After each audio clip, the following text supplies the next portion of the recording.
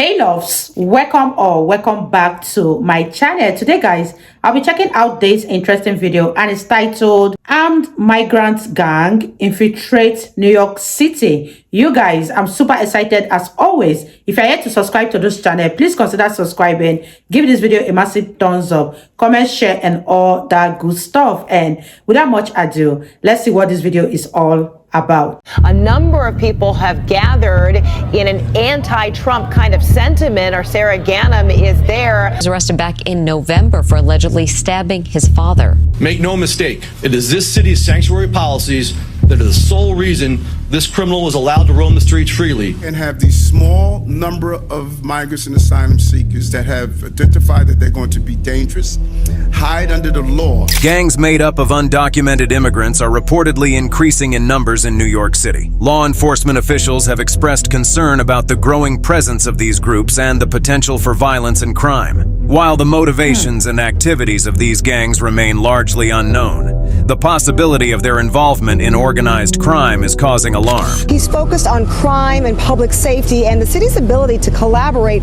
with ICE to address those issues. But speaking with the city council, New York Mayor Eric Adams is prepared to overturn long-standing sanctuary city policies that have prohibited local law enforcement from working with federal immigration authorities. New York City's laws are designed to protect undocumented immigrants from being detained or deported by federal agencies.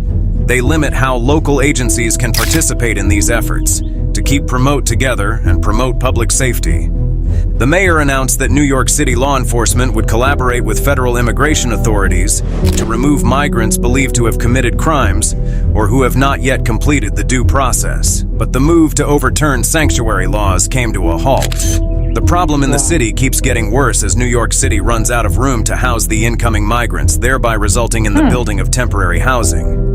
But his idea was not fully received because the location of the temporary housing is at a bad location.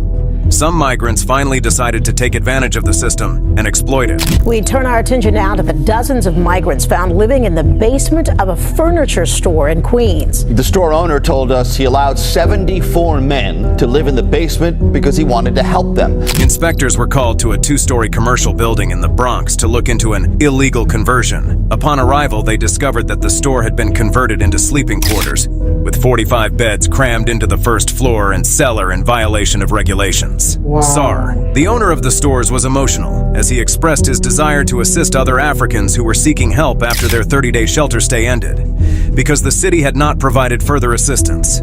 He charges over 70 men $300 each month to stay in his crowded makeshift shelter located on the first floor and basement of a furniture store in South Richmond Hill. The 30-day shelter policy was put in place to limit shelter stay by immigrants. After the 30-day shelter policy, you are on your own, and the government doesn't care about what happens to you. You are expected to reapply for shelter, and it takes up to 150 days to process. This leaves one stranded with no way to go and no job. Guess what happens next? Some of them turn to crime. But was still held to an arrest warrant in Queens. Police are still looking for the ringleader, 30-year-old Victor Parra from Venezuela. Investigators say Parra would send out messages via WhatsApp, telling the group what to steal. Victor Parra, a 30-year-old man who arrived in New York from Venezuela, is believed to be the ringleader of a group of thieves who used mopeds to steal phones and wallets. Parra sends out messages on WhatsApp to recruit his accomplices, specifying the phone models he needs, and his major targets are new immigrant arrivals. The criminals target women who are walking alone, approaching them from behind to quickly steal their phones or handbags before running away. A scooter thief can make $100, while a phone snatcher can earn anywhere from $300 to $600. The stolen phones are taken to Parra's apartment, where a tech expert hacks into them to access the victim's financial and banking apps. These apps are then used to make fraudulent purchases in the United States and Central America. The stolen phones are then sent to Colombia to be wiped. During a search of Parra's home, authorities discovered 22 stolen phones and identification belonging to the victims. 5 individuals have been arrested by investigators. It becomes more scary as it is believed that the people involved in these crimes belong to a very deadly Venezuelan gang called Tren de Aragua. Wow, you guys, this is becoming more and more serious by the day, because when a person does not have a roof over their head, a job, the person will just automatically resort to doing anything that is illegal. And stealing is the first thing that comes to mind. And while they are in operation, anyone that try to obstruct them, they might end up unaliving the person. This is so bad. And I think the government has to do something fast about this illegal migrant, because before you know what is going on, they are going to infiltrate into the lives of private residents. Let me know what you guys think about this in the comment section down below, and let's continue watching, you guys.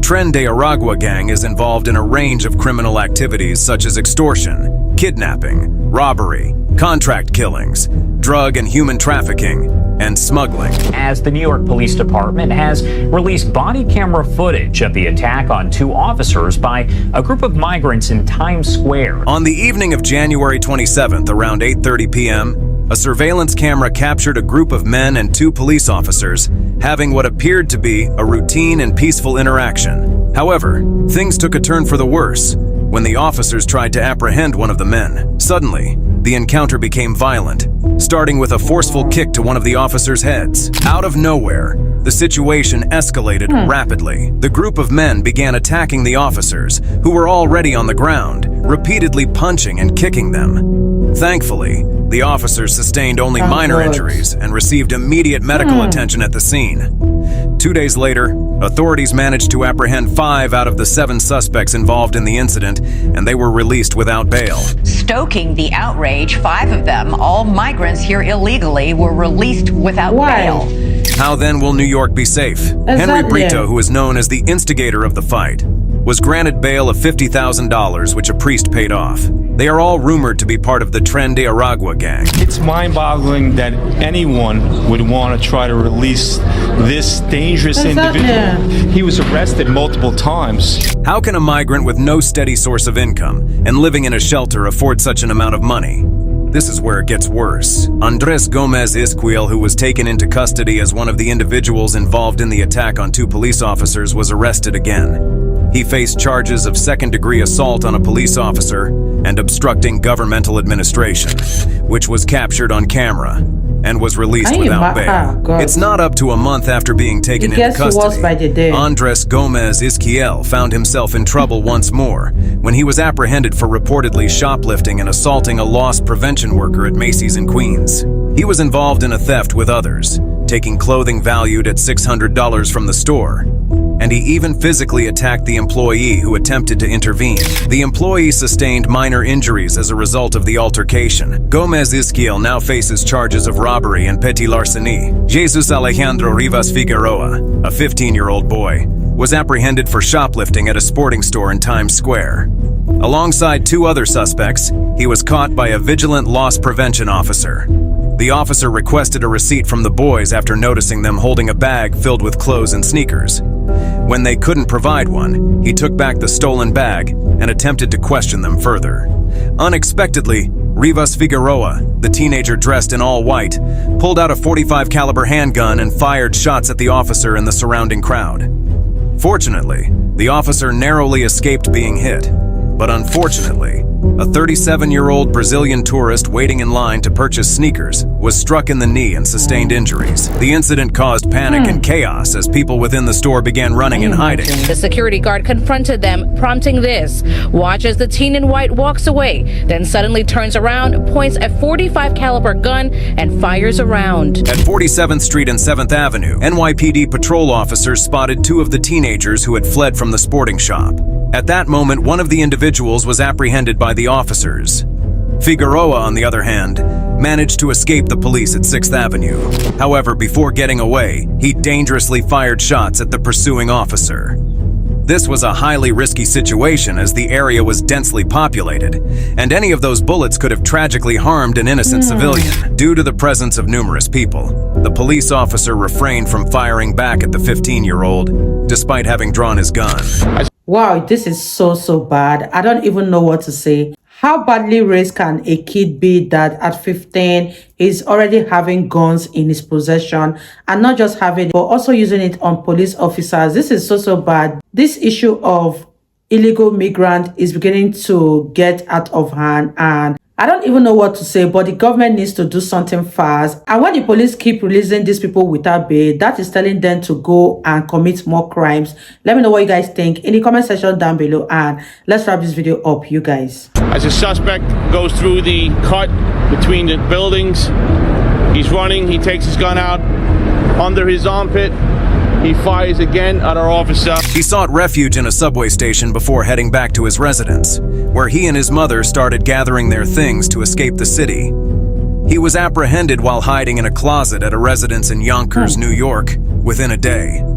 The police were determined to spare no expense in apprehending him, as a citywide manhunt was launched following his escape at the subway station, to encourage people to come forward with information about his whereabouts. A reward of $1,000 was offered. Rivas Figueroa arrived in New York City in September of last year, and his most recent known location was the Stratford Hotel on West 70th Street, where he stayed with his mother. How is it possible that a guy without no housing and no job has a gun? Unfortunately, this is not Rivas Figueroa's first offense in the Big Apple. He is suspected of being involved in an armed robbery in the Bronx on January 27th, as well as an incident on January 25th, where shots were fired in a park on 45th Street. The NYPD characterized Rivas Figueroa as a dangerous individual, armed with intent to harm not only civilians, but also police officers, and such reckless and life-threatening behavior was not going to be tolerated. Figueroa was charged as an adult, even though he is only 15, and is also rumored to be part of the Tren de Aragua gang.